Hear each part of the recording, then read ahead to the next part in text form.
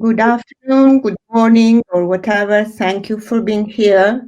This is the first meeting, the first speech in the context of the project by Polo del Novecento, which is called Polo, this international Polo, and the title is Avere 20 anni al tempo dei populismi, which is under the direction of Fondazione Innocentini and Istituto Salvemini.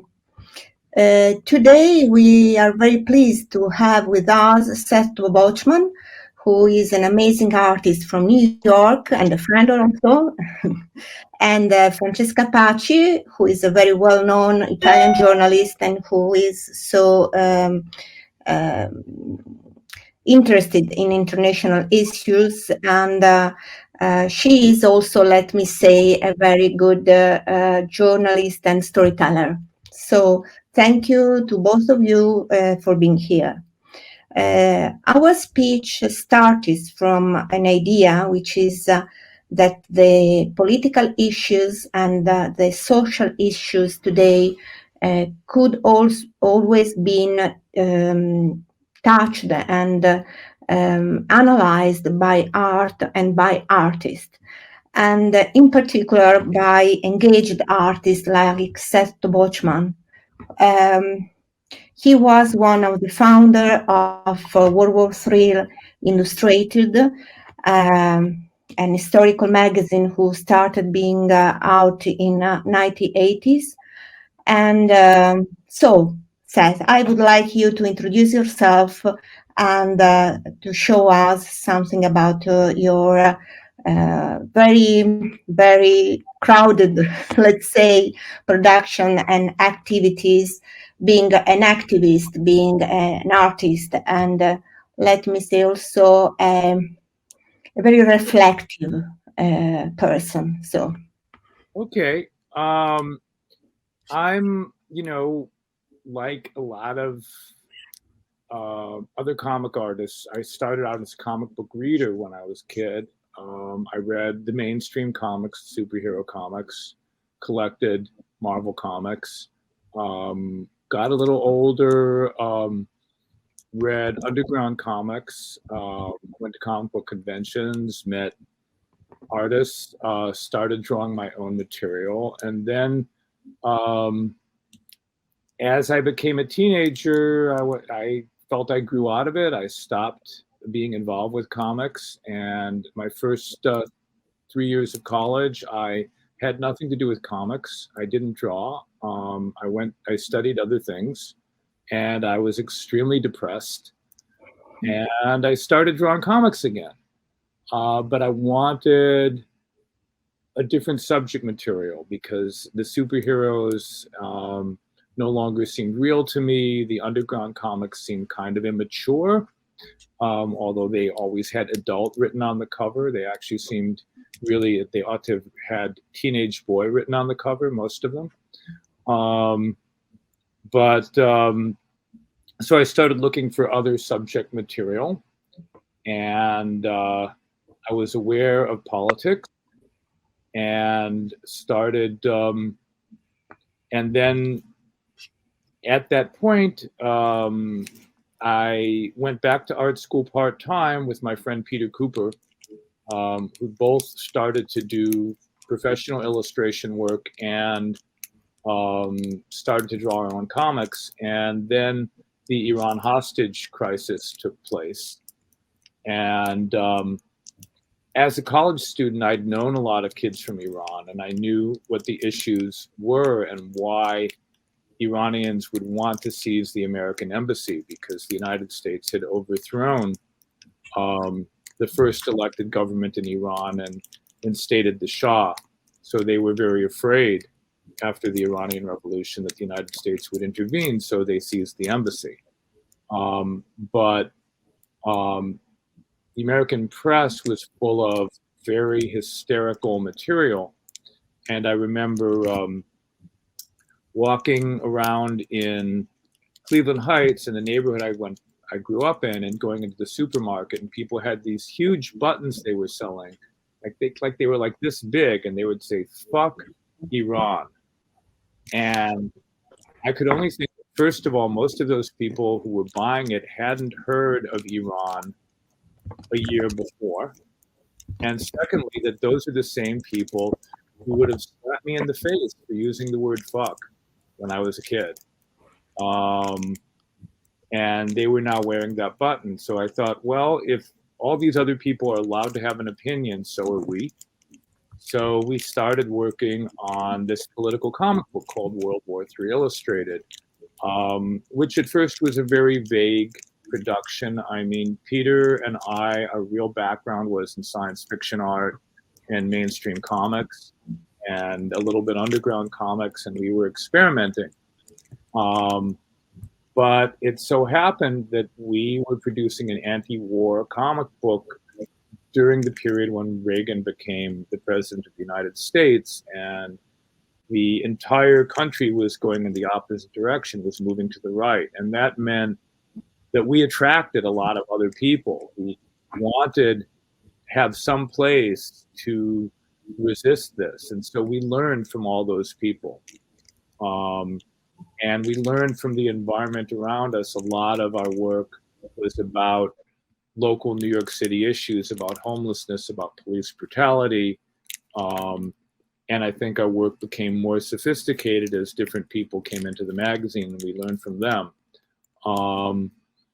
And we also, for me at least, it became very important to actually, because we were living in a period where people said there is no movement, there is no resistance, there is no reason to do this art because everything is going the other direction. It became important to me to actually be involved myself in activist movements. And I became very involved in the squatters movement in Lower Manhattan, which was seizing abandoned buildings to house unhoused people. And I became involved in that for about 5 years of my life. And then after I was no longer active in the squatters movement, I did a graphic novel about those struggles called War in the Neighborhood, which took me another 5 years to draw. And so it's a 10-year project, really, 5 years living it and 5 years drawing it. And then a couple years getting it published too.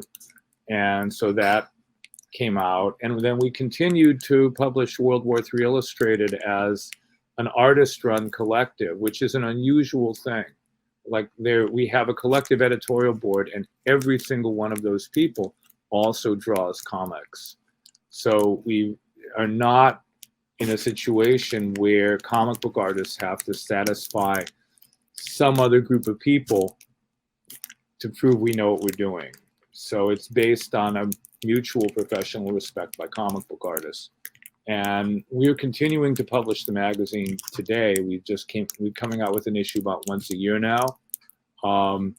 It was a very local project in the 1980s. Like most of us lived within a 8-block radius of each other. And so it had a lot of stuff about local riots in the Lower East Side of Manhattan and local political struggles. Now it's a very international project. We have Palestinian artists. I'm talking now with a lot of Russian and Ukrainian artists. We have Gianluca coming from Italy. We have people from all over the world contributing now. So along with that, I've done a lot of political posters for radical groups, particularly the groups I was involved with, like the squatters movement in the 80s and 90s, or the movement against fracking today. And I've done a little bit of fine arts. I have some stuff in the collection of the Museum of Modern Art, and I've had some one-man shows and two-man shows at ABC No Rio and Exit Art Gallery.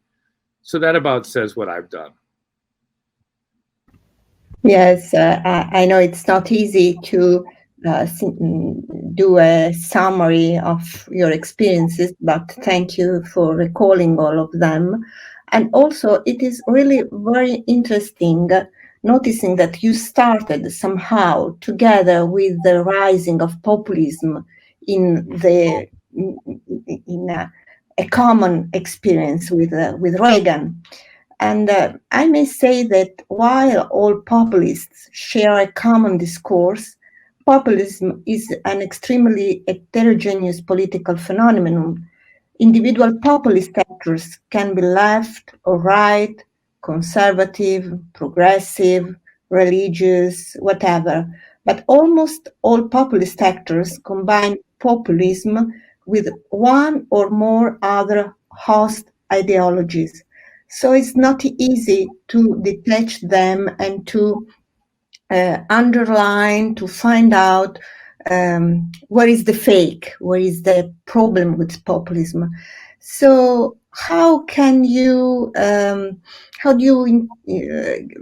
can we try to intend people's need without falling into paternalism or populism? How art, how comics can help us to find the ideology of populism and try to defend ourselves from this? I have a story about that. When I was in my 20s and starting the magazine, I was going out with a woman and her mother died. And we had to go to Lansing, Michigan to take care of the funeral. And that was in the early 1980s. It was in the middle of the winter. And I don't know if you know American geopolitics much in terms of the US, but Lansing is the Rust Belt. Lansing is the part of the country that was very industrial and then became deindustrialized. And we landed in Lansing right in the middle of the deindustrialization. And it was also the middle of the winter, and like snow was up to the windows, and it was Eve's mom was dead, and we were dealing with all that. And I was reading the newspapers every day.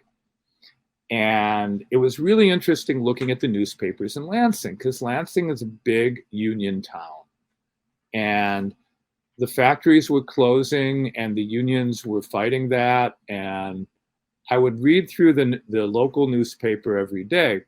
And there would be, of course, the article about how the Red Chinese are teaching all their children to hate America, which is the same conservative article you would have seen in the New York Post. But the articles about the factories never had a bad word to say about the labor unions, which is interesting because in the 1980s, the labor unions had a bad rap. If you would have read conservative papers like the New York Post in New York, or even a supposedly liberal paper like the New York Times, the labor unions were being blamed for the deindustrialization of the Northeast, that they had charged too much money and driven capital to go elsewhere. But you never saw a bad word about the labor unions in Lansing. So why would this conservative paper in Lansing be so pro-union? Well, there's a very obvious reason. Who buys the newspaper? Union members in Lansing. You're not going to say something bad about the guy you want to have buy your paper, are you? So you can say bad things about China, about Russia, about Iran, but you can't say anything bad about the guy who's going to buy the newspaper. And so this led me to what I call Tobocman's first principle of politics, which is everyone is an anarchist when it comes to their own ass. Everyone believes they deserve to be free, that they can handle that. They deserve to have all the rights and privileges society can grant them. Other people, maybe not, right? Other people, maybe they can't handle that. Maybe they're not mature enough. But me, I should get everything I want, right? Because I would do the right thing with it. And everyone feels that way. That's normal, right? So the job of artists is not to lecture people on how bad they are, but to convince them that their interest is served by supporting everyone else's interest. That's the political job of political art, in my opinion. And I do think sometimes the American left loses sight of that because with the particular social divides in America, we love telling people how racist they are, how sexist they are, how homophobic they are, how transphobic they are. And we very often forget to tell them that we're talking about something that's in your interest. And I think that is the gap that Donald Trump stepped into, that there were a whole lot of people who felt like nobody was taking care of them. Nobody was worried about whether they lost their job, that people were preoccupied with other people's problems. And Donald Trump was able to say, oh, I'll help you out, to those people. So I think that's the key. I mean, if you look at the periods when we had a big left in the United States, we had a big left during the Depression, when a huge section of the population lost the economic privileges they expected to have. We had a huge left during the Vietnam War, when men were being drafted. And I can tell you it disappeared right after the Vietnam War, because that was when we started World War III, and we had a very right-wing popular base in the United States in the 1980s. And you had a bit of an increase in the left after the foreclosure crisis in the United States, when a lot of people, their homes went into foreclosure. You had an enormous amount of student debt, and that's still motivated a lot of younger people to join the left. So when we're talking about people's well-being, there's a much stronger basis to then talk about other people's well-being. Because if somebody feels you're looking out for them, they're going to be more open to what you say about somebody else. Thank you, Seth, and you give me the chance to pass the floor to Francesca. You, as a foreign journalist, how do you see U.S. populism represented in Italy? Because, of course, Seth is speaking as an American citizen, and he has his own view, but we know that populism, in particular Donald Trump, who is, let's say, an icon of the contemporary populism, is not only a man with an history and a public presence, but he is also an icon of himself. He's like, a comic, a self-comic of himself. So, Francesca, I give you the floor. So thank you, Elettra.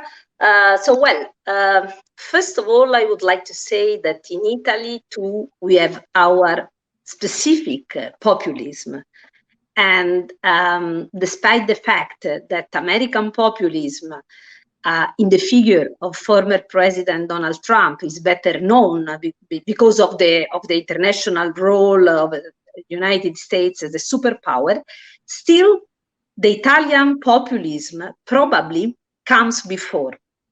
And I do not need to look back to Benito Mussolini and the fascism. I mean, it's much closer.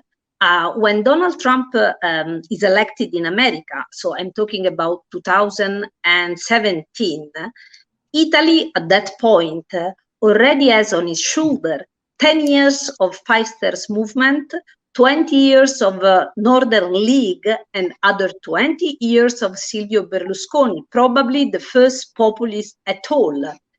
But above all, at the time when Donald Trump is elected, Italy is ready to have its first government, I like to say GMO, genetically modified organism of our history, and the one between Northern League and Five Stars movement, the right populism and the leftist populism. So I want to say that it's not a coincidence that the famous guru of American populism, Steve Bannon, a Trump protege, he always said that he was very much interested in the Italian politics model, a kind of populistic avant-garde, let's say, and he also dreamed of opening the first populism and sovereign university in Italy. Probably you remember, it was the Certosa in Trisulfi. So the first university of populism, now let's say, the project is frozen by legal reason, but it still exists. However, coming back to Trump in Italy has been described in the media actually for what he is.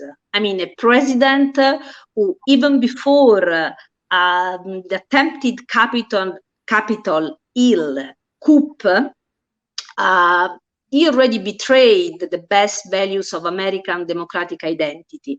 The media in Italy, they wrote it, they told it. But the fact is that Italians, like Americans, follow the media less and less. They consider the media establishment as populism described then. Just to say that in Italy, there is the Trump described by the media and the much less negative Trump perceived by many people who do not trust the media anymore. So I want to say that you can't find in Italian media a very precise description of what Trump did, even now in these days. I mean, how the story is going on and whatever he did in his apartment, in his villa, how he hid the documents. But the perception of the people who do not trust the media in Italy, like probably in the States, it's totally different. So Trump is also in Italy a president who defends the original values of the country. So that's the point. Well, isn't it interesting how all around the world we have all these nationalist leaders who are actually coordinating their efforts internationally? We have Modi in India, and Putin in Russia, and Trump in the United States, and the people you've described in Italy, and they're all, they all claim to represent the national majority of their country, but actually they're coordinating their efforts internationally. And this is something that we noticed in the 1990s with the skinhead movement. The right-wing skinhead movement. When I went to Peter and I went to Poland right after the Berlin Wall fell, and and also to Czechoslovakia, which was still Czechoslovakia, and there were skinhead groups forming in all those countries as soon as they could. And of course, the newspaper of the Czech group that had just arrived in Czechoslovakia was called Czech. And I thought that's hilarious, because these people came in from the outside, but they immediately identify with the national majority. So I think the easiest way to explain this anomaly is that these people are lying, right? That they're not, that basically national prejudice is something they're using, is something they're manipulating, but they're actually concerned about how much money they're going to make. And, a big part of this is the fossil fuel industry know that they need to be protected against the information that what they're doing is going to have to change. The Koch brothers in the United States have put an enormous amount of money both into Donald Trump and into the idea that they can prove that COVID doesn't really exist, because in the long run, they have to prove that climate change doesn't exist. So this is their project, is to be able to, promote disinformation all over the world, because it's in the interest, the narrow interest of those industries. So I'm not as informed as I should be about Italian politics, and that's because I'm an American, and the United States is the most provincial imperialist power in history. Like British people love their colonies. Americans claim they don't have them, but like British people can tell you all sorts of strange things about India or Ireland, or, Americans are like, what country are you talking about? Yes, it's true. It's completely true. This is part of national identity, I suppose. Yeah. Yes. And I would like you also to, you both, I mean, in different way, to try to figure out which connections and which parts are common in populism, in the right wing's populism, which is quite clear, I mean, from your words, but in general is more common sense, and populism in left wing, because it's something that is sometimes coming out and not always very well defined. So can you please give us some tools to understand which are the common elements and which one are not? Do I start? Do you start? Why don't you start? I'll let you start. You go first. Okay. Well, actually, I do believe that probably the difference is in the scapegoat, the type of scapegoat. So probably the attitude is the same, because we have to start by what we mean with populism. So I could say that populism is a political practice that exploits the fears and the frustration of the popular classes in a demagogic way. That's what I could say about populism. And from this point of view, the biggest difference is the scapegoat. So for the right-wing party, right-wing populist, let's say, it's always about foreigners, immigrants. It's very much about racism. So it's very much about your enemy as an identity, as an enemy identity. On the left side, which is not less vicious as populism, it's general, again, the rhetoric of the enemy as a classes. I mean, the superpower, the conspiracy of the multinational power. And I don't want to say that there are some truth in both the narrative, but that the emphasis on the demagogic way to let's say to touch the fear, the worries of the people through a scapegoat is the same way, is to exaggerate their enemy. In a case, an identity enemy, and in another case, the class enemy. That's what I could say as briefly. Thank you, Francesca. Seth. I will try a different tack, although what you've said is absolutely true. Within the American context, I think the question is, how do you define the population? Who are the people? The right-wing position has been that the people are that section of American society who immigrated here a long time ago.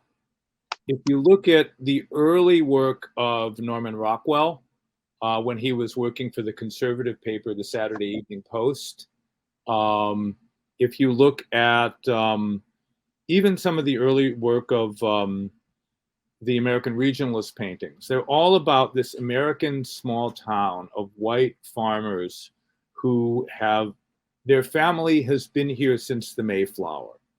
They're not even about Eastern European Jewish immigrants like my grandparents. Okay, those people aren't counted. Irish immigrants who came in at the beginning of the 20th century aren't counted. All of those populations who were at that time mostly urban aren't part of the American people. Today, perhaps the new populism would include those people, but it wouldn't include recent immigrants, particularly recent immigrants from Latin America or the Arab world. It still doesn't include Jews for the most part. Although in some cases it does, but for the most part it doesn't. It definitely doesn't include most African Americans, although they make a few exceptions. It defines the people very narrowly and says we're struggling for the interest of this one section of the people who we define as the people. The same way in Germany, the Nazis defined the people as people who were ethnically German, didn't include a whole lot of other people whose families might have lived in Germany for hundreds of years, who are not defined as the people, so their interests aren't included. Whereas if you look at the left-wing conception of the people, if you look at, say, Diego Rivera's painting of the Detroit Auto Works, he shows Black people, white people, Asian people on the assembly line, which wasn't even true at the time that he painted it. It was actually a segregated assembly line, but that was not how he wanted to envision it. And then that idea becomes more mainstream in American society. And by the 1950s, Norman Rockwell discovers civil rights, and you have all those paintings by Norman Rockwell of every imaginable nationality marching behind the American flag. And then by the time I'm growing up, that's a Coca-Cola advertisement, that we have a Coca-Cola advertisement with every nationality drinking Coke together. So that idea that the people included all these people is an idea that the left fought for in the United States, that the people was not defined as one narrowly defined ethnic group who came over on the Mayflower. Okay. How you define the population that you're trying to serve and rouse and talk to is a big deal, because very obviously, if you're privileging one section of the population, it is easier to meet their demands because you can meet their demands by stealing it from somebody else. I can remember a time in New York when the Korean supermarkets were a new phenomenon here. And people were very jealous of the Korean immigrants and how, they would open all these little stores and were winning out over other merchants, and how their prices were slightly higher, but their produce was better. And so people felt weird about that. And I can remember that every imaginable group of people in the United States was suddenly hostile to the Koreans. So if you can imagine going down the street and looting every Korean store and pouring the cash register out on the street for everybody else, that would be very popular for one day. That's Kristallnacht. That's what it was. Oh, we have this one group of people. We've decided they're not part of the population. We're stealing their shit and giving it to everybody else. Right? That's a type of populism. And that is what Donald Trump is essentially doing, is he's saying, look, if we can keep people from emigrating from Mexico, they won't compete with you for wages, and your work as a construction worker or an electrician, you might actually get a better deal. And that might actually be true in some cases. It's not entirely a lie, okay? There are a lot of ways to solve a problem. There are ways to solve the problem that help everybody, and there are ways to solve a problem that only help one group of people. So if you're only trying to solve the problem for one group of people, that might seem to be a little bit easier. But it also, you wind up with, in the case of the current anti-immigrant legislation, you wind up with thousands of people dying in boats trying to cross the water. I mean, this is insane. This is mass murder, right? People dying in the deserts of trying to come in from Mexico, and you might be able to argue that somebody got a raise this month because you kept all those people out of the country. But, that's essentially justifying murder on that basis. And there's got to be a better way to get a raise, So it's your choice of how you want to solve the problem. And that choice is based on whose problem are you concerned about? Are you only concerned about one narrow group of people, Or is your notion of the population broader, including all these other people?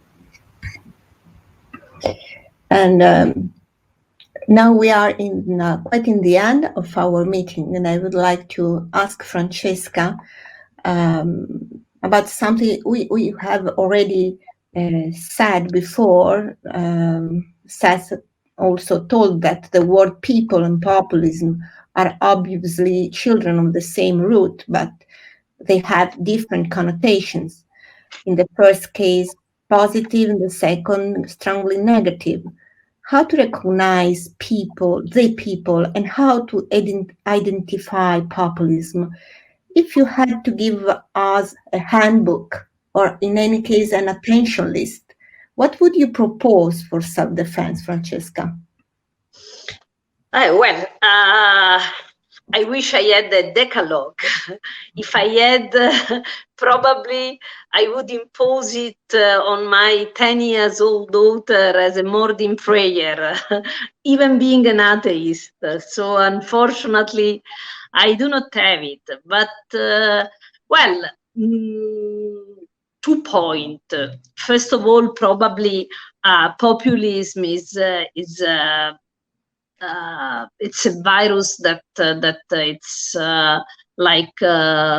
it's connaturated with our democratic society. I'm talking about democratic society because the authoritarian one are populist by nature. So I'm talking about democracy, of course. But I want to focus 2 points. First of all, I do believe that populism is very much related to the idea of people, and it's related to the fact that it depends on the betrayal of the elite. I mean, I think that there is an historical reason. By elite, I mean the leftist intelligentsia that in the first part of last century, put culture at the service of social emancipation. I mean, intelligentsia, leftist intelligentsia, fighting for social justice and freedom together. At a certain point, however, the elite took a distance by reality. I don't know exactly. I mean, there are many reasons.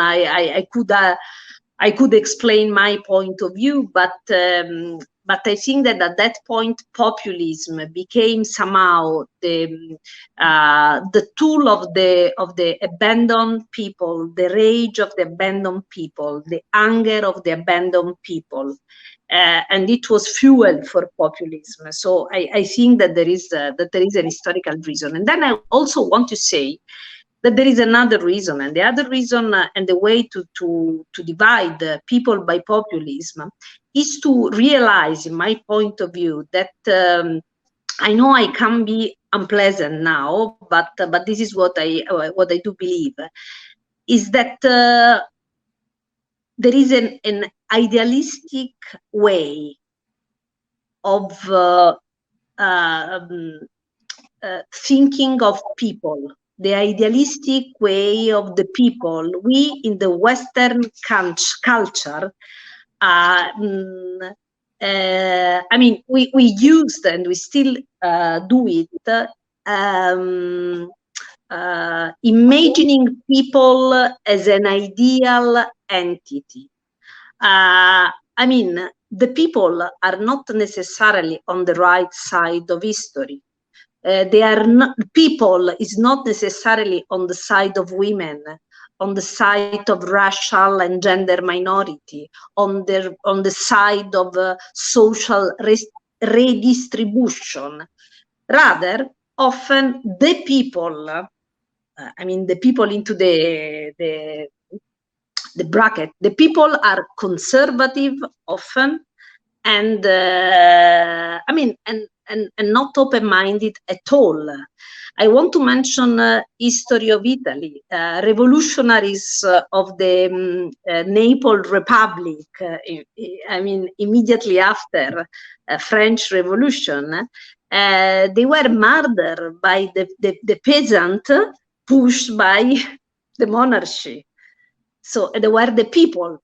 So what I want to say is that in order to make a distinction between populism and the people, I want to say that I'm always a little bit in trouble with the political idea of people. I do rather prefer to talk about persons, or much better, community. I do believe that in order to take a little bit aside the populism, instead of talking of people, we could talk about community. I mean, people with a political awareness, much more than people as an idea ready to be used by populists on the left side and on the right side. So, Seth, I think that one of the last big experiences you had of people, communities, or of reaction against common sense, common perception, and starting from a small group and becoming at least very well recognized, it was your participation to the Wall Street movement. And we met after that time of your life, of your engagement. And I would like you, because now I know that you are again organizing exhibition and artistical actions in order to present a different representation and a different idea of being against Putin acts. So what artists have done at that period, what for you was something that worked, what it doesn't work, and also some proposal for the next future, and some lines about the Perevorot project, and in general what you are doing as activist in US about Ukrainian war. Oh, so you want to know about the Stop the Invasions show? Is that what you're asking? Stop Invasion, and also some lines about what happened in the anti-Wall Street demonstration. Okay. Well, my partner, Tamara, was involved in an art show in Russia a couple years ago, organized by a woman named Natasha Konyukova in Moscow. And it was a show of artwork on sheets hung on clotheslines in a park outside of Moscow. And Tamara was assigned to illustrate a poem by a Russian poet against the increasing number of political prisoners in Belarus.